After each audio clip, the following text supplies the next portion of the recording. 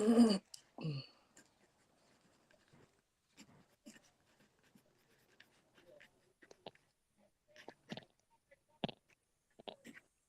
what up? This is Big Cappuccino and the Great Wu-Tang Clan, Killer Bees on the Swarm.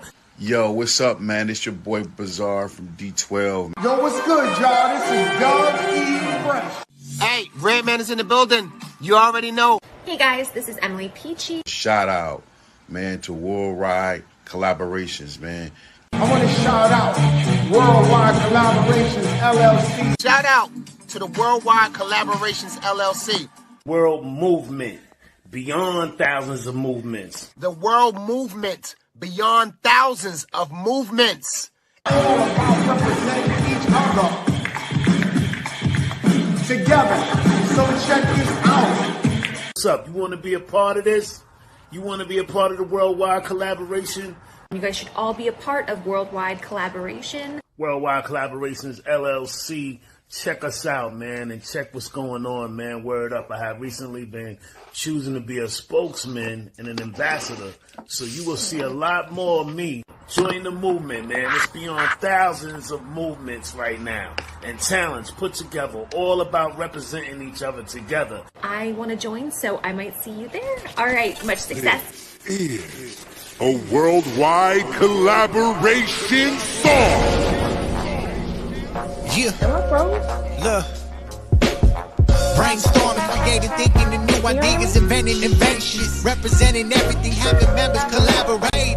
Worldwide collaborations, ongoing visualizations, programming operations, bringing everyone together equals more motivation. In the situation we live in, there is no concentration. All the people in the world, but no consideration for everyone making excuses, complaining, completely ignoring everything you were saying, possibly because there is no participation. What is everyone really doing? Why are they waiting, sitting there thinking, but no motive or knowing, no knowledge? They never been to college. They lost connection, not connecting or networking, losing is confusing. Worldwide collaboration, changing the game through every nation. Step in the conversation, aim for amazing, cause this more than observation. All right. We're back live again on the Chatterbox with King Jacob, and I am yours truly, King Jacob, and I'm your host. And we're back again, man, with another star-studded episode, another splendid topic. You know, we're talking about the film industry, you know, acting, you know, writing, directing, and the levels of the film industry. And so I have, you know, 3 amazing guests this evening that's going to drop some jewels. I might add that. And, you know, I'm all ears, you know, because I want to know the tea. I want to know what's the secret to keep, you know, getting casted for roles, you know, because just because you casted one time, a lot of people, it takes them some time to get casted, you know, but some people have reoccurring directors that want to talk to them and want to cast them for roles all the time. So the very first, you know, professional that I introduce is Miss Allen. Miss Allen, could you tell us a little bit about you and who you are and how did you get into the film industry?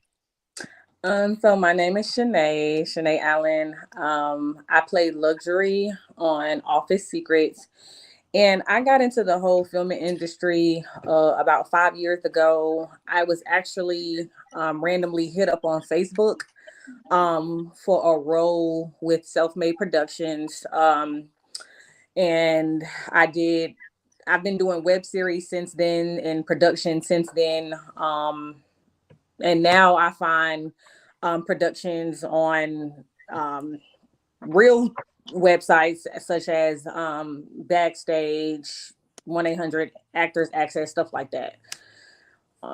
So yeah. Okay. Great.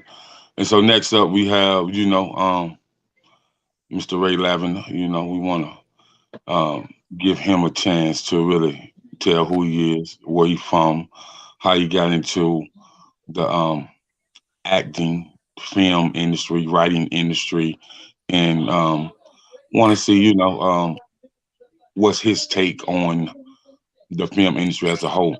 So, Flav, you have the floor. Um, Good evening. My name is Ronald Lavender. Everyone calls me RL. I play Davis Leonard in Office Secrets. Actually, this is my first film. I'm actually coming from the stage theater world. From the Greensboro area. I've been doing a lot of theater. Written some plays. I've co-starred in some plays, but I've directed my own. I actually was in a film called America Under Fire. It's an independent film under Pitch Bond Entertainment. I played an attorney, Mr. Booker, and I had been wanting to get into something like this for a while, and I didn't know there were that many sites like young lady just mentioned. But for me, it's who you know, and I know a young lady by the it's who you know, Nikayla Knox from Go Getter Productions. I actually directed her some plays, but she's really making a move and making a scene out here. She's doing big things out here, and she recommended me for this film. So that's how I got it, through the audition, which was an amazing process. So I'm just discovering I'm green. I'm not a veteran like these two young people. So I'm just looking for my opportunity. I can get some more occurring roles and opportunities because I caught the bug and I've always been into film, and I'm just excited for this being my very first film. And you do really good, might I add. Thank you. Right. You did right. Okay. I didn't even know that. Yeah, when he said it's his first film, I was like, hold up, wait a minute. What? You know what I'm saying? I thought you was kidding. I thought you was making a joke. No, but like I said, from theater, I've done a lot. I've been living in North Carolina for 15 years, and I've been doing acting for about 12 of the 15. So, but it was been all theater. It's all stage theater. So I never got in front of a camera until last year. I did this play called, like I said, American Under Fire. But it was one setting. It was in a courtroom, and so a 5-hour shoot, and didn't have to change. We were all attorneys and the judges. So other than that, I've never did something where I had to go to locations, do different wardrobe changes and all that stuff like that. It was such a learning experience that something I'll never forget. So I definitely want to do this again. Wow. Okay, that's what's up. So we have Mr. Trey, Baltimore City native, athletic, actor, visionary, so from, cause I grew up an athlete, so athletes have a lot of style, a lot of showmanship, and so did this acting come pretty easy for you? Because as far as if you start off playing Pop Warner ball, man, you always out and about doing something, and you always have different connections when you go to different schools and stuff, and different coaches, AAU, whether it's traveling baseball, whether it's going to football camp. So how does that, you being an athlete and the acting kind of coincide with who you are as an actor on the big screen? And so if you can go into that and tell us a little bit about yourself and tell us about how his acting has impacted your life. Okay. That's a lot, but I got you. So I've been acting for 5 years now. Acting kind of was something that I've always had in me, but I didn't discover it until later on because I was so into sports. I played football all the way up to college, and I lived in California for 6 years in the Bay Area. And nice. It was a point where I was at a low point in my life. I was going through depression, and I was trying to figure out what I was doing with my life. I just got my heart broken, everything. So it was like 2, 3 in the morning. I'm sitting up watching a movie. I was watching I Am Legend, to be exact. And as I was watching it, I was watching the part where Will Smith was in the store with the mannequins, and he was just sitting there just talking to it. And I was just like mimicking everything he was doing. And I'm like, damn, I can do this, right? So I'm like, all right, let me just look something up on my phone to see how I can be an actor or whatever. I looked stuff up, didn't find nothing. So I'm like, all right, I'll try again another day. Another day turned to another day. Another day turned to another day. And then boom. I used to drive like Uber and Lyft when I was living out in Cali because there was big money out there. So I was picking somebody's parents up from set, and I was like, what's going on over there? And they was like, their son is on a movie. I'm like, oh, I'd love to be in a movie. So they was like, oh, for real, turn around, we'll tell our son. So I turned around quick as hell. Like I went up the block and turned right around.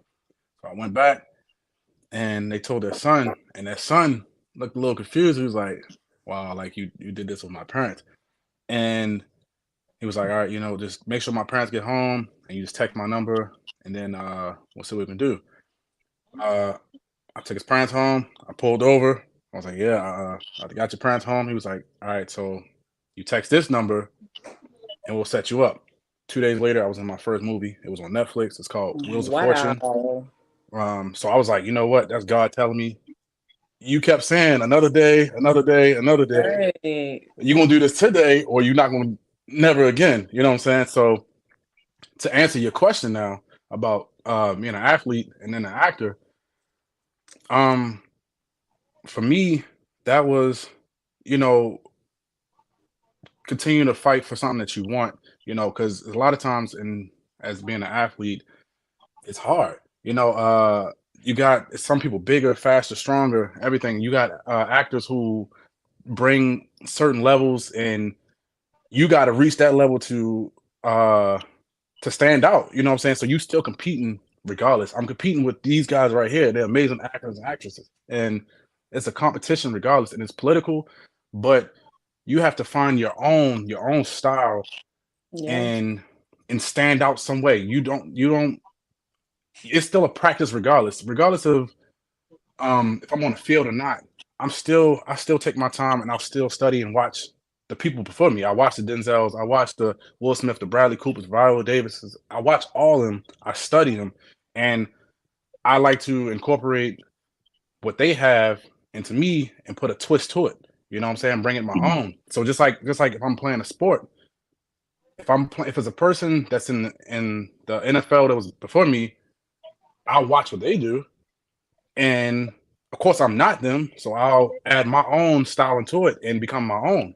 So I take this the same. I take these both as the same because it's for me. I'm not scared of competition. You know what I mean? Like I know this acting industry, this entertainment industry is gonna be tough, and I've learned you have to go through every emotion. You gotta be happy, sad, mad, frustrated. You gotta go through everything. There's gonna be times where you got dry spells, whatever the case may be, and you got to keep going, because if you say, all right, I'm done, tomorrow could be the next time that you might got that role and you just gave up. Right. Like, so for me, it's like my heart is in it, just like in sports. So like I'm all in. Like I said, I could have kept saying, oh, another day, but no, I was just like, God, I was like, no, you gonna do this today. He put you in the right place at the right time. Exactly. So I said I would never take this for granted. I don't care how hard it gets. I'm gonna keep going, because it's still hard. You know what I mean? Like in between filming and traveling and stuff like that, stuff is hard. You know what I'm saying? Just like being an athlete, you got to travel to this city, that city, on this bus, that bus, like, or I'm gotta drive to Atlanta 4 hours away because I live in Charlotte. Like it's still, I treat this all the same, because being an athlete and playing sports, it built me for this. And that's why I say God put me in the right place, right time, because those things I went through, I'm going through now in a different way, so this is my true calling. Okay, great. So what's going to happen now, I'll ask a series of questions, and we'll go in the exact order that we went in just now. Ms. Allen, Mr. Lavender, and you, Mr. White. So the first question is, as an actor or a actress, what is the level of mental capacity, emotional capacity, and spiritual capacity that you have to keep yourself at to stay focused on what you're doing and get into the next level in the entertainment world of film, that is? Oh, you said mental, emotionally, and spiritually. Oh Lord. So me being a very spiritual person. It's a lot of things. A lot of things that I have to, I guess you would have to say, tune out. Um, like for example, the character that I play in this role, I was asked recently, do I relate to her? No, I cannot relate to her because of the character, the person that she is in this role. So a lot of things I have to tune out. As far as emotions, just like Trey said, like my heart is definitely all in this. I haven't been acting for that long, but just because I haven't been acting for that long doesn't mean that I I don't give it my all. Just as I don't give it my all as opposed to somebody who's been acting for 12 plus years or whatever. I give it the same. Just if I was acting 12 years, I give it the same. Just because I'm only acting for 5 years. So yeah, that's my take on that. Okay, okay. Mr. Lavender? For me, like I said, coming from theater, all three have to be on the same level. Correct. Because of the patience, you got to know how to take direction. You may deal with a difficult director that's a little bossy, and you have to see the vision that they see. Hey, Nikki. Hey, What's up, Nikki? Nikki. What's up? What's up? AKA Mary, what up? Thank you for tapping in, Nikki. Appreciate you. You have to be, or for me, I can speak for me, emotionally, spiritually, and all three have to be locked in because it may take longer to do the, or like I said, you have to sit and wait and do your scene, depending on how they're doing the movie. There's so many variables. It may take longer than it was supposed to. Oh, we're going to take 3 weeks to do this, and then it turns into 2 months. I've done that. I had that happen with rehearsal, especially during the play. I know what it is to do a rehearsal, play rehearsal. You got 3 people that come rehearsal this week, then 7 come the following week. Then you got 2 to follow. So you have to have a lot of patience. You have to be spiritually locked in.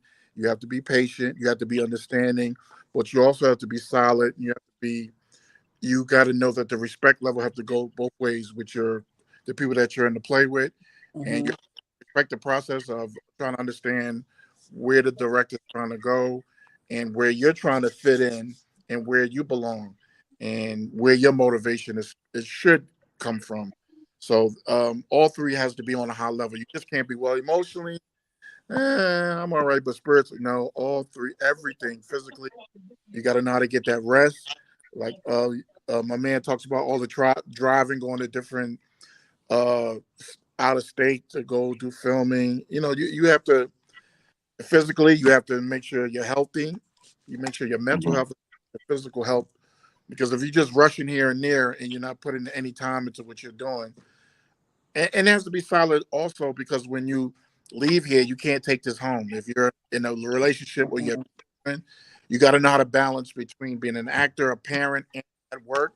There's a lot to carry because, okay, you're at work, and if I say I have a bad night, a bad week at work, and I got to film that weekend, I have to get locked in because I can't carry what I have from work into I'm making it difficult for my co-stars as well as production. So I have to be on point every single time. You got to be on point. You can't have a bad day, and because no one's going to feel sorry for you, because they'll drop you on the next time you go into or there's an opportunity to do another play. If there's somebody that's working on something or wants you to be involved in, they're not going to bring you in because they say, oh no, because she don't come on time, or he's always got an attitude, or his hygiene, or her her bossiness. Everything to be at a mature, solid level. Because if not, any little thing can make you lose your opportunity for something else. Because look, if he had if he had the bad attitude when he was dropping those parents off, that's true. Been wasted. They would have been never told him nothing about it. If he was a bad driver, if he wasn't focused, if his presentation wasn't together, he would have blew his opportunity, and he couldn't blame nobody but himself. So I think everything to come, you got to have the right attitude. You have to stay locked in, and you have to have that accountability, because accountability will get you so far in this business. All right. Thank you so much for that. Appreciate that dialogue. Mr. Trey, what are your thoughts? One, I want to say I appreciate that last thing you said, because I didn't think of it like that. Because now to make you think, like, yeah, you're totally right. Right. But to answer, I believe you do have to have a balanced level of all of them. But then you gotta have understanding that sometimes that balance gets a little different. You know what I'm saying? Because it can get rough, and that goes back to me saying you have to go through every emotion. But then when you go through those emotions, you have to learn how to deal with them. And sometimes it's just you. And like he said, when you're on set, you have that cannot matter. You know what I'm saying? And you have to understand that maybe you have a scene with somebody else, and your emotion of whatever outside cannot affect that, because then it affects your objective of what your scene partner may need. So I think it's you have to understand that this career is a lot of mental, and it's a lot of willpower, and it's like how much do you want it? You got to be obsessed with this. Like, you have to have some type of obsession if you really want it. Like, and people want to look at you like, why are you doing this? And it's okay that they don't understand. You know what I'm saying? Like, it's okay. But if you understand that it's something that you want, and that you believe that you are great at, and you have to be willing to learn, and you got to be willing to be able to take criticism, because this is a career that you're going to get criticized, or you might not get criticized. Like, when you do an audition, you might not hear back from that director. It may be some directors or casting directors that will respond back and say, we can go the other way, sorry. But 9 times out of 10, they're not going to say nothing to you. And you cannot sit around and wait. You cannot sit around. If you sit around and wait, you might mess up the next audition you have that could be the best one or the best opportunity you can get. Because like like sometimes you might not hear back from a month later. So my process of, like, even with my auditions, if I get an audition, I give it maybe like a week or two of me thinking of what I did, and maybe I hear back from them. But if it goes past that, I'm over it, because it's like, just like they are casting directors or these casting companies, it's like the next person up. So I got to think of the next audition up. You gotta be prepared. Like, you gotta be in hot spirits to keep going. So like I said, it's a balance between all of them. Okay, appreciate it. That's crazy you said that, because the audition for Office Secrets, I wasn't even gonna go to, because I was like so nervous. I was like, okay, I don't know how many people are gonna be here. I never did an audition in a room full of people. I was just so nervous, but something in my spirit just said, Shenee, just go, like, just go. And I ended up going, and I actually auditioned for a completely different character. And then when I had got the email, I was like, oh wow. I was like, wow.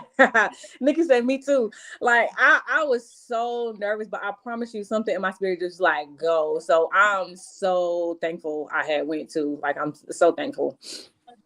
Okay, dope. Okay, that's dope. So all you guys have roles in the movie Office Secrets.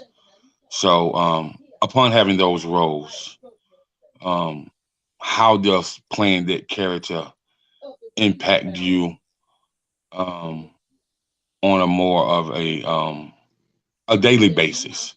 Like, so was it hard to come out of character mode and get back with your everyday lives, or was it just you was in that character mode at that particular time and it went away? Because I know some actresses and some actors always tell me, man, Jacob, it was kind of hard to come out that mode, man. I had to go off in a closed space to kind of find myself again and reclaim my own identity. And so I would like for each of you to tell me, how was that for you? Starting with you, Shenee.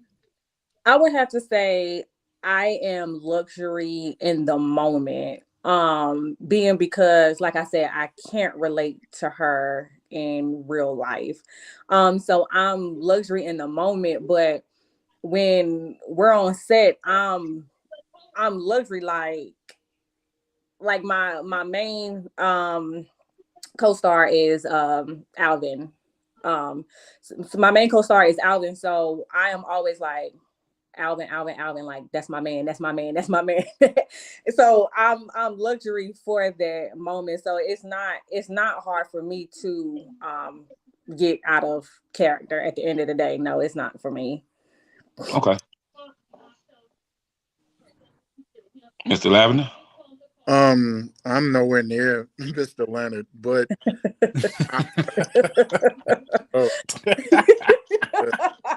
yeah, wait and see. They're laughing because they know who the character.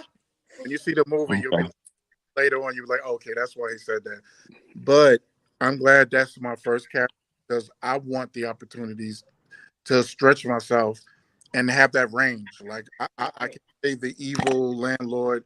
I could play the romantic lead. Even though I'm older, I believe that I can stretch myself to play the goofy sidekick, or I can be the criminal, the grimy criminal cop, or the dirty cop, or whatever opportunities I can get. I'm going to stretch myself. I just don't want to be locked in, stereotyped in one role. I want to be seen as someone that I can, I can have that resume. So I'm looking forward to people seeing it, and other directors and producers and casting directors say, how can I get this guy? Because if he can play this role, he can play.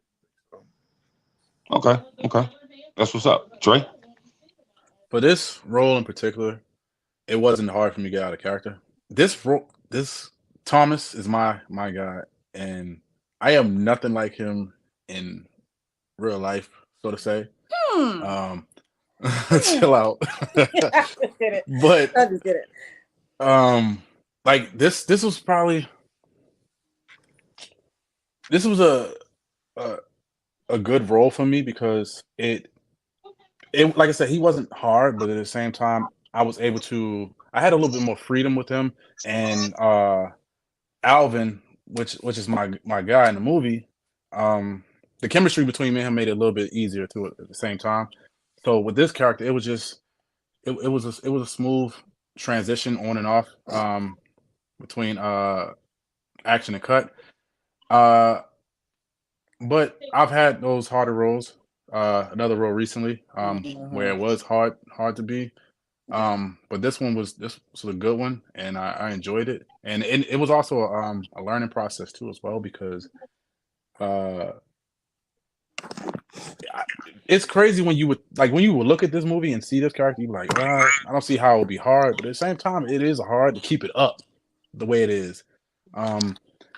So even like when they would say cut, I would still kind of feel Thomas' character, so to say, and I guess I would hope some people around set would feel that too as well.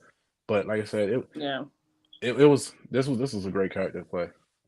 Okay, cool. So with you guys, all of you are different, So Shenee, you did several short films. You can play any role. Mr. Lavender, he's from that stage play, that theater type vibe. And Trey, you step into greatness and landing a role that's going to be on Netflix just off the gate. You chopping the heads off the gate. So with that being said, what do you guys look for in a casting director, a film producer, and a script or a screenwriter? What moves you for you to want to work with those people on reoccurring things? Okay. Shenee? So for all three, being that this production, I would definitely have to say again, and will always say, is the most professional production that I've been a part of. Shout out to Lady with JCI Legacy, the crew, all of them, because Jerry, and Tucker, all of them. Because this is the most professional production that I've been a part of, and they give direction very well. The script, the movie is dope. who all they casted, all of us are we get along so well. So I'm taking all of this, and when I get casted for something else, like, okay, I'm gonna be comparing everything to JCI Legacy. Like, okay, JCI Legacy did it this way, they did it that way. Like, they did everything down to a T. And you don't find that in many production companies, I would say, with my experience so far. So they are like the best. They really are. Okay, great. Mr. Lavender? For me, I'm kind of with her going forward. Yeah, you have to have the utmost professionalism and give me the freedom. Yeah. Give me the freedom to be able to be myself, to stretch the range as I'm doing the role. You're patient with me, and you're helping me to build it. Right. And if you see something that I got, let's go with it. Stay there. Don't try to. The casting director. Shout out to J. Lady Harris, Rock, Jerry, Rock. The whole cast. The cast is dope. These young people are amazing. I'm gonna love them, but this director and production, they were standing in professionalism going forward. You have to. I want everything to be level. It has to be that important. It has to be that professional. And they hold you accountable, and Yeah.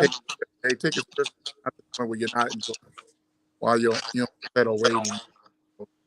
Moving forward, somebody, like I said, that's going to allow me to grow and allow my character to be something that everybody's going to remember. It's got to be memorable, because I know people are going to remember Mr. Leonard from this movie right here. So going forward, it has to be there. We sure are. If I get one small part, give me a space where I don't have to, but I'm movie.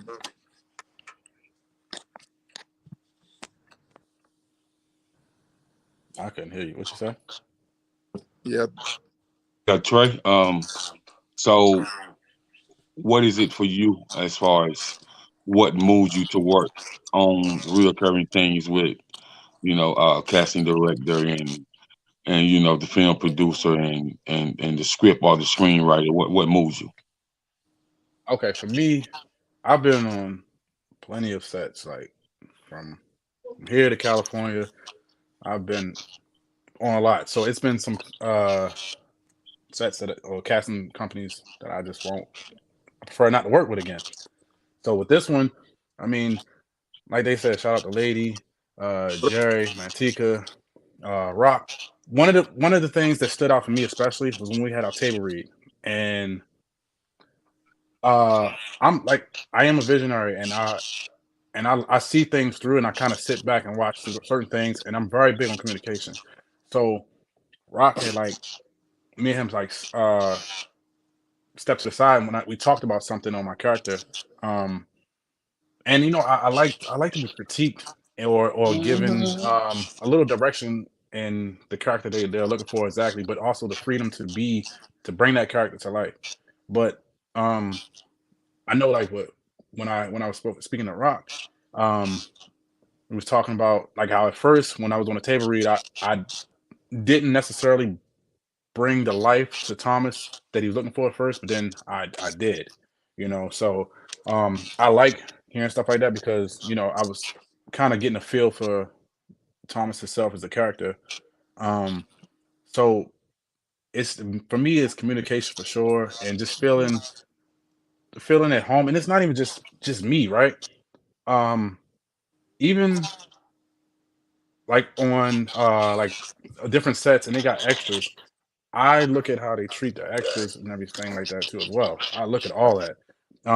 Because at one point in time, I was definitely an extra too. Don't get me wrong, I'll still do some background work here and there, but I look at the ones who are trying to get in the position I am in now, where I'm getting actual roles and stuff like that. That is important to me as well, because it doesn't matter if I'm whatever level of talent I am, those extras still are people trying to get there as well. They might be the next whoever, so I just look at having communication, respect, just feeling the freedom to be whoever I am as a character. It just has to be, it has to feel like at home some type of way. So That's true. are you on mute again? My bad. My bad, fellas. My bad, y'all. I want to ask you guys a very question that I like to ask people all the time, man. Because we as a black community, we try to screw away from the thing mental health. So in the acting in the film world, do you feel like a lot of you know actors and actresses when they come out of character mode or when they try to get out of character mode and it's kind of hard for them, do you feel like they should go talk to somebody professionally? And if you feel like that, why do you feel like that? Mm. Do I think they? Oh, I can answer. You want me to go?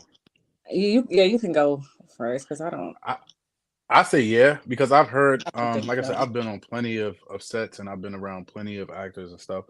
Um, and I would say yeah, because you might have a character who may be a serial killer, right?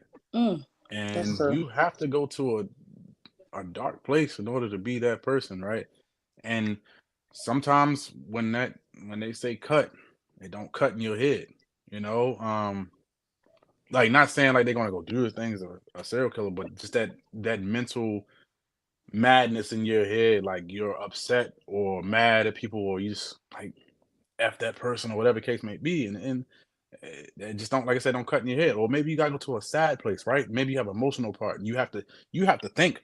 Some people have to think about things that make them sad, That's true. and sometimes they'll say don't let it take you too far sometimes, but at the same time it's like if you want to bring out that cry, some people have to.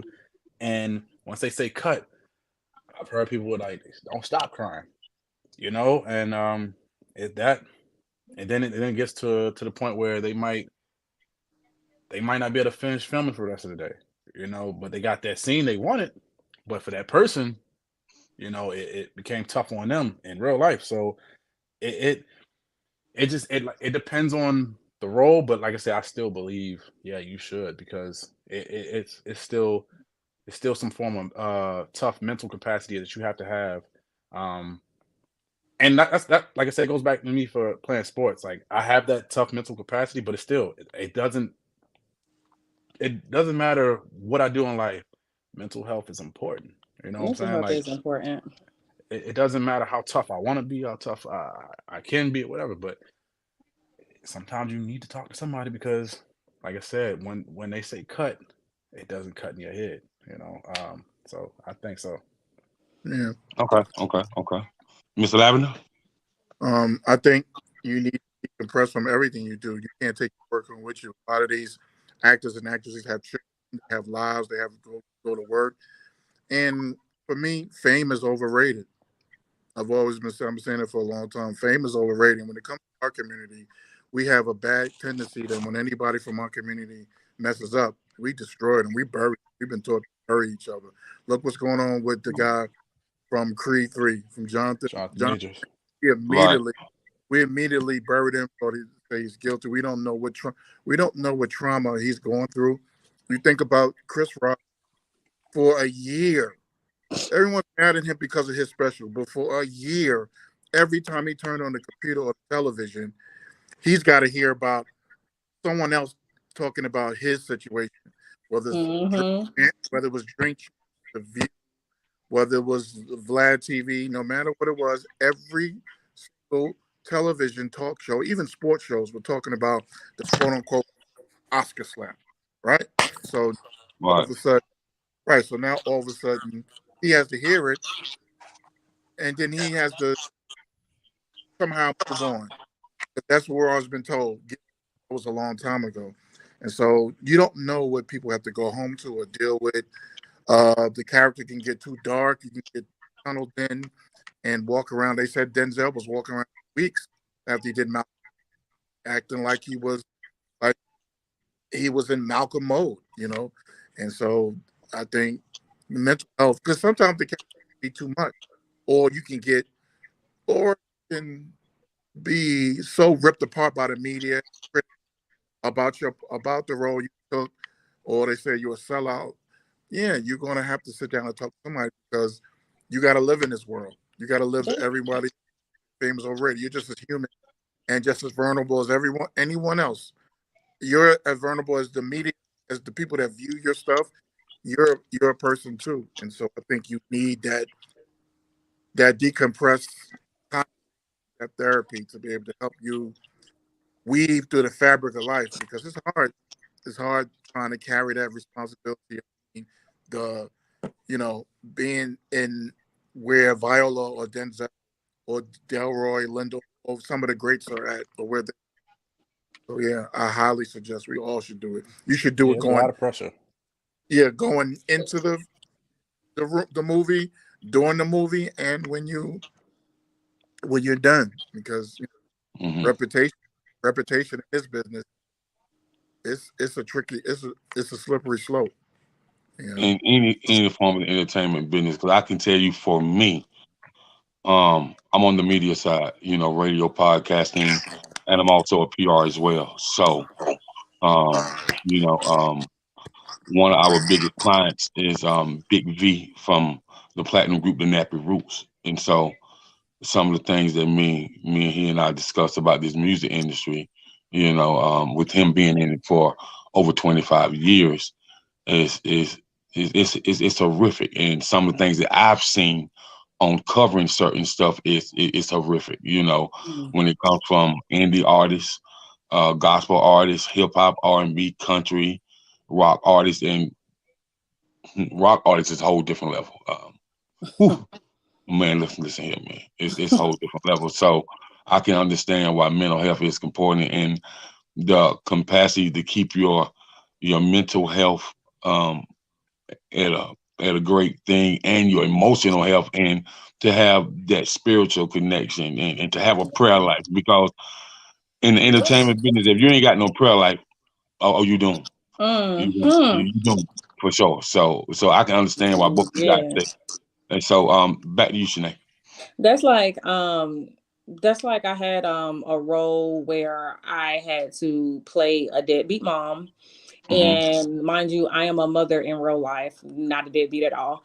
But during that moment in that role, I'm like, oh my God, like this is so hard. And when the film finally came out, the comments, oh my God, still to this day, people are commenting saying, oh, she wrong, she a deadbeat, she this, she that, she this, she that. And I'm like, oh my God, what if I was the type of person who took things to heart? Or like, you have to think about these celebrities and these real, actresses and actors. It's like the backlash that they get from the public and stuff like that. It's like, how in the world do they deal with that? Because if I was someone who got my feelings hurt easily, I would have cried at those comments. Like they were going in on me.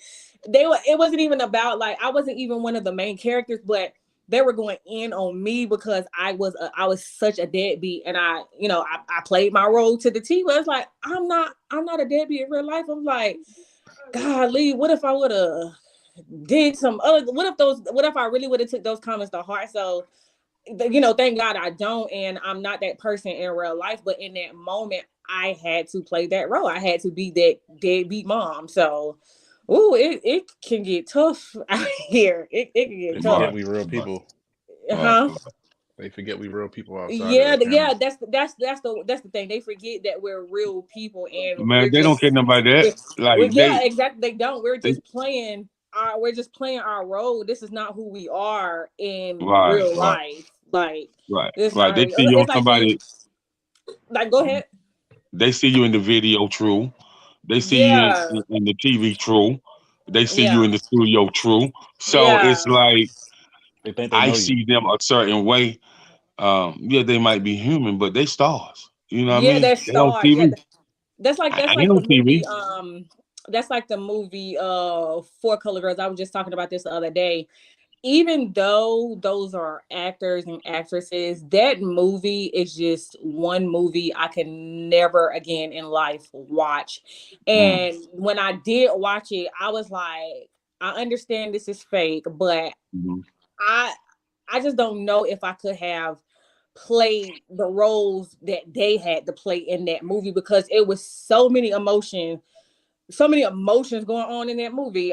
I was like, oh my God, I just could never watch that movie again. But at the end of the day, you got to think about it, they are just humans, regular people at the end of the day. When they're done, when the director say cut, they go back to their normal self. Once that movie is out, they go back to their normal self. But it's just like, whoo, it is, oh Lord. It is tough. I can dig it. I can dig it. You're definitely right. So, Mr. Lavin, I got a question for you. Yes. So you're now on the big screen type side. You know what I mean?